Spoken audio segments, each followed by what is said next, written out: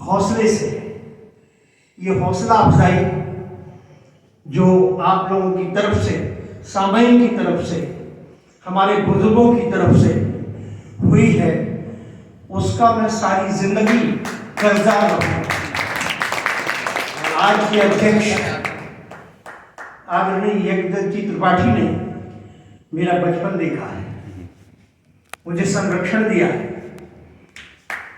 और ये मैं कहूँ कि आज जो कुछ भी मैंने पाया वो अल्लाह के करम से और बुजुर्गों की दुआओं से मिला। इसमें मेरा अपना कुछ नहीं है, जो मुझे हौसला देते रहे, मैं बहुत कुछ उन्हीं का परिणाम हूँ, उन्हीं का अंजाम हूँ। और आज जो सारे देश में मुझे ख्याति मिली, कवि सम्मेलन मुशायरे मैंने पढ़े, कवि सम्मेलनों से ज़्यादा मुशायरे पढ़े मैंने। एक बड़ा अजीब, आपको अगर मैंने 50%, 40%, 45% कवि सम्मेलन पढ़े तो 60 और 65% मुशायरे पढ़े। और आपको बताऊं मैं 4 इंडोपाक मुशायरे भी पढ़ चुका हूँ। और मेरी कैसेट्स आज जहाँ जहाँ सुनी जाती हैं, वो मैं उसके लिए अपने इन्हीं बुजुर्गों की दुआओं का फल मानता हूँ कि जो मुझे मिला है। एक जमाना था जबकि बुजुर्ग उस्ताद लोग बाबू खां पागल का नाम दिया था, तो शायद वो पहले शख्स थे सुरई में जो हम बच्चों को, जब हम शायरी समझते ही नहीं थे, उनके साथ इसलिए होते थे कि पागल जी जब 4-5 नए बच्चों को साथ लेके, पूरी फौज लेके घुस जाते थे, उन्हें कोई मना नहीं कर पाता था। और वो जब जिगर साहब इस सुरई में आया करते थे हरगोविंद दयाल नश्तर के यहाँ, उस जमाने से मैंने सुनना सीखा। और सुनते सुनते जब मैं समझ आनी शुरू हुई, कब मैं लिखने लगा, कब कविता शायरी आ गई, मुझे पता ही नहीं चला। वैसे मुझे बड़ी चिढ़ थी कवियों शायरों से, क्योंकि मैं इकलौता पुत्र था, दिन भर पिताजी के पास लोगों का आना जाना रहता था, तो सारे दिन मुझे चाय के प्याले ढोने पड़ते थे। लेकिन जब मेरे अंदर ग्रेजुएशन तक आते आते जब वो जज्बा पैदा हुआ, तो फिर मुझे याद नहीं है कि क्या हुआ, मैंने पीछे मुड़ के नहीं देखा। और बुजुर्गों का दिया हुआ हौसला मुझे जाने कहां कहां तक ले गया। शायद ही कोई प्रांत बचा हो जिसके कस्बे, शहर और जिलों में मैंने कवि सम्मेलन मुशायरे न पढ़े। शबाना आजमी का जो फूलपुर का मुशायरा होता था, उसमें हम बड़े प्रमुख कवियों में, शायरों में होते थे, और शबाना जी गिफ्ट ला के हम लोगों को देती थी। तो वो उस चीज़ में भी कि भाई शबाना आजमी के हाथों हमको गिफ्ट मिली है मुशायरे में, और बड़ी बड़ी कीमती गिफ्ट हुआ करती थी। शायद जिन लोगों ने कभी मेरे घर आए हों, तो मेरे सारे कमरे मोमेंटोज और स्मृति चिन्हों से इतने भरे पड़े हैं कि हर कमरे में आपको मिलेंगे 1000-2000, यानी 8 कमरे हैं, कोई कमरा ऐसा नहीं है। हमारी बहुएं इसी से परेशान रहती हैं कि सब जहां देखो वहां यही रखे। तो उसके लिए मैंने सोच लिया है कि एक अलग हॉल बनवाऊंगा, जिसमें कांच की अलमारी में उन सबको रख के ताला डाल दूं, ताकि कम से कम कुछ दिन तो सुरक्षित रह सके। खैर, ये तो जाती बातें हैं, लेकिन मुझे बड़ी खुशी ये है कि ये जो जिले का एक संगम मैं इसलिए कह रहा हूँ कि इसमें हिंदी उर्दू दोनों के लोगों को आप लोग आमंत्रित करते हैं। ये बड़ा अच्छा जज्बा है, इसकी मैं तारीफ करने भर नहीं आया। वजह यह है कि हिंदी उर्दू अलग जबानें नहीं है, ये भ्रम है केवल, या कुछ चीज़ों का ज्ञान न होना। हम हिंदी उर्दू को अलग मानते हैं, दोनों की व्याकरण अलग नहीं है। मैं आपको पैराग्राफ दे दूं हिंदी का, क्या आप इसकी उर्दू कर दीजिए, आप नहीं कर पाएंगे, जैसे का तैसे ही रहेगा। मैं आपको उर्दू का पैराग्राफ दे दूं तो आप उसकी हिंदी नहीं बना पाएंगे। मतलब इनकी जो क्रिया लोग आप काफिये कह रहे हैं, जिन्हें रदीफ कह रहे हैं, ज्यादातर एक ही है। इसलिए इनकी छंद शैली भी एक दूसरे में आई। अमीर खुसरो के जमाने से आपने देखा होगा कि सूफियाना शैली जो आई, वो गीतों का वो दौर हिंदी ने पूरी तरह से अडॉप्ट किया, और आज गीतों के नाम से हिंदी को ही जाना जाता है, जबकि हिंदी उर्दू का कोई फर्क नहीं है। मैं आप चाहेंगे तो मैं आपको उर्दू गीत भी सुनाऊंगा, आपको हिंदुस्तानी गीत भी सुनाऊंगा, आपको हिंदी का भी गीत सुनाऊंगा। आप जब गजल कहने के लिए मुझे आदेश करेंगे तो मैं विशुद्ध हिंदी की गजलें भी सुनाऊंगा, हिंदुस्तानी की गजलें भी सुनाऊंगा और उर्दू गजलें भी सुनाऊंगा। और जो हमारे एक सबसे बड़ी अच्छी बात ये रही कि जो अलिफ का काफिया दिया है, अलिफ के काफिये में इतना ज्यादा बड़ा रेंज है कि शायद ही कोई पुराना शायर ऐसा होगा जिसने 10, 20, 25 गजलें अलिफ के काफिये पर न कही। जब मीर से लेके आज तक आप देख लीजिए तो अलिफ का काफिया बहुत आसान है, और जितने काफिये हम उर्दू या हिंदी में बनाते हैं उनमें सबसे ज्यादा अलिफ के काफिये, चाहे वो उर्दू गजल हो चाहे हिंदी गजल। अब हिंदी गजल ने थोड़े से रूप बदले, दायरे वसी किए, आप समझ लें, क्षेत्र विस्तृत किया। वो गजल जो जामो मीना गुलो बुलबुल में कैद होती थी, उसने आम आदमी की पीड़ा को भी अपने अंदर समेट लिया। वो जज्बा जदीद शायरी कहलाया। जदीद शायरी, हमारे बहुत से बच्चों ने जदीद शेर भी पढ़े, लेकिन वो मैं उनको सुन की कोशिश अच्छी है। देखिए, जब तक आप बैसाखी लगा के चलेंगे तब तक दौड़ में भाग नहीं ले सकते। आप इतनी आसान जुबान में कहिए, मैं आसान जुबान के भी उदाहरण हिंदी गजल के रखूंगा आपके सामने। एक मैं गीतिका जिसे हिंदी में कहते हैं, वो भी गजल का ही रूप है, उसको गीतिका नाम दे दिया उन्होंने। मैं एक ऐसी रचना आपको जो सिर्फ काफिये पे नाचे और बाकी मिसरे एक रहेंगे, लेकिन आपको गजल की कारीगरी वहीं दिखाई देगी। तो वैसे तो मेरी ढेरों गजलें अलिफ के काफियों में हैं, शायद 50 से ऊपर केवल अलिफ के काफियों पे ही हूँ। मैं कुछ भी सुना दूँ, दो ढेर सारी, उससे कोई फर्क नहीं पड़ता। लेकिन मैं आज इन विद्वानों की, आज ये शायरी के तालिब इल्म हैं, इनके बीच वो बात रखना चाहता हूँ कि गजल की सबसे बड़ी ब्यूटी, सबसे बड़ा गजल का सौंदर्य है तगय्युर, जिसमें इश्क मजाजी इश्क हकीकी दोनों को एक ही जुमले में उतार पाएगा। इसे रंग तगय्युर कहते हैं। और तगय्युर को लाना एक दो मिसरे में, एक दो शेर में काफी होता है, लेकिन मुरस्सा गजल अगर उसी में उतार दी जाए और बोलचाल की भाषा में आ जाए तो शायद वो एक समझने के लिए सबसे बढ़िया खटकना होता है। मैं इसलिए उस गजल को पढ़ना चाहता हूँ कि जिसमें आपको ये लगे कि हाँ, हमें काम क्या करना है। हमारी सबसे बड़ी तो प्यास यही है कि हमारे बच्चे, क्योंकि मैंने कभी उगते सूर्य को प्रणाम किया है हमेशा, पुच्छर तारों को नमन नहीं किया। ये खुददारी ने मुझे जाने कहां कहां से विरोध, आलोचनाएं सब दिलवाई, लेकिन मैं अपने मिशन में पीछे नहीं गया। और मिशन यही मेरा आज भी है।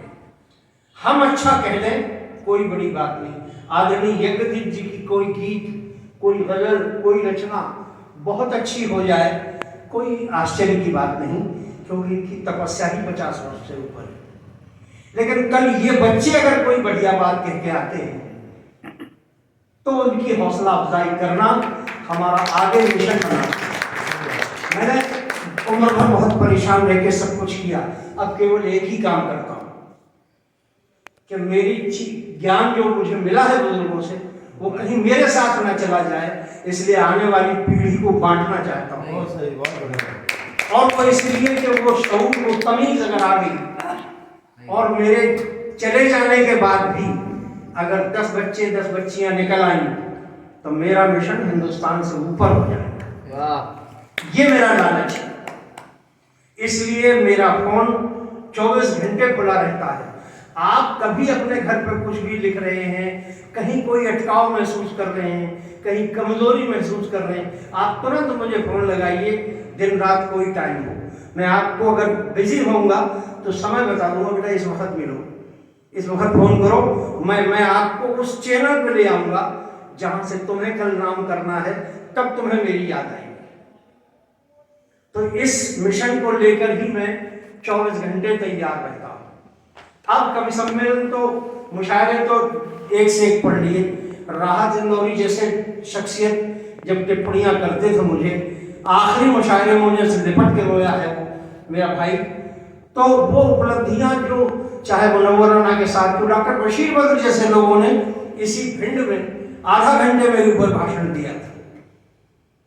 तो सवाल ये नहीं है, उर्दू सीमाएं तो खूब चखली मैंने बड़ा, और शायरात शायद कोई भी ऐसी शायरा नहीं होगी हिंदुस्तान में कि आप जब नाम लेंगे रविंद्र शर्मा तो बड़े अदब से पेश आएगी आपसे।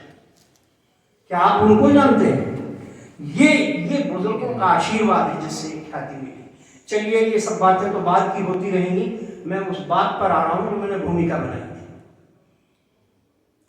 गजल का शास्त्रीय मतलब रवायती तौर से महबूब से गुफ्तगू करना है, अपने पुरी से बातचीत करने का नाम गजल है।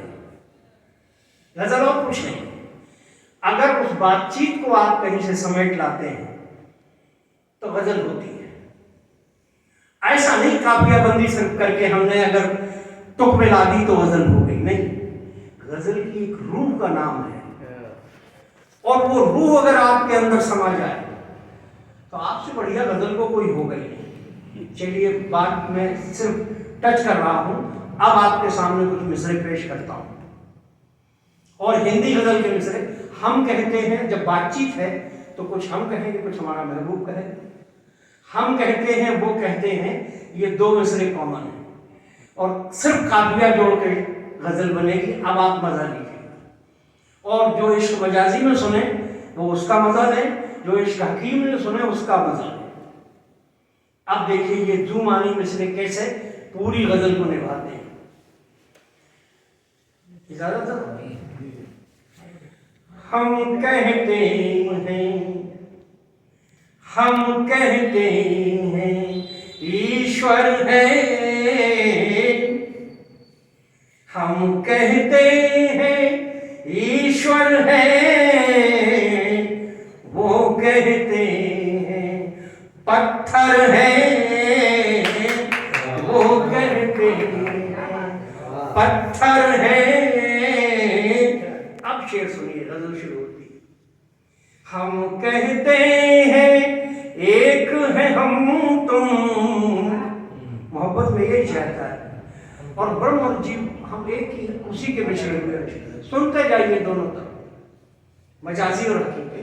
हम कहते हैं एक है हम तुम, वो कहते हैं अंतर है, वो कहते हैं, वो ब्रह्म है हम जीव, वो खुदा है हम बंदे।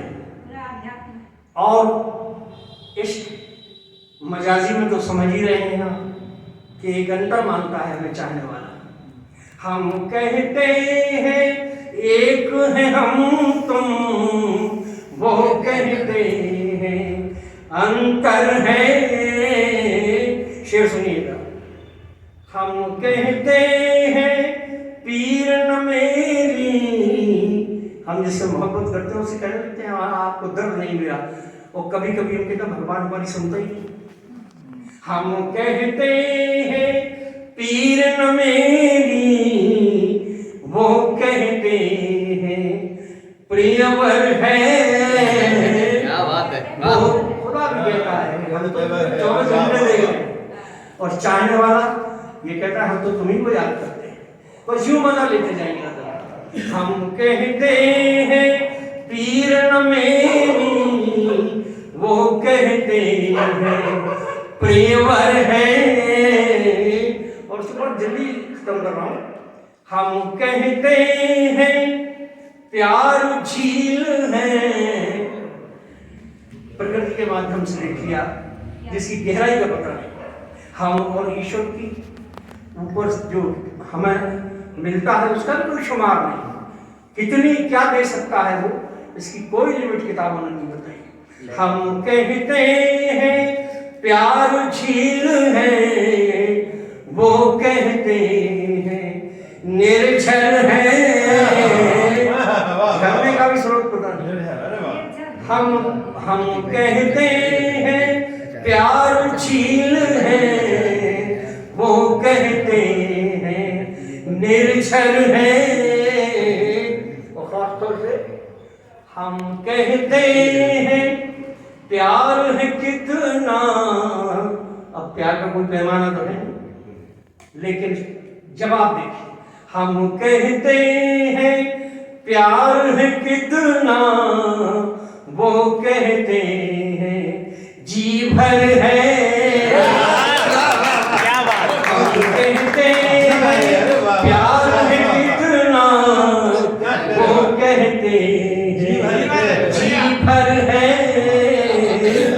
हम कहते हैं अश्रु है मेरे, हम कहते हैं अश्क है मेरे, वो कहते हैं सागर है।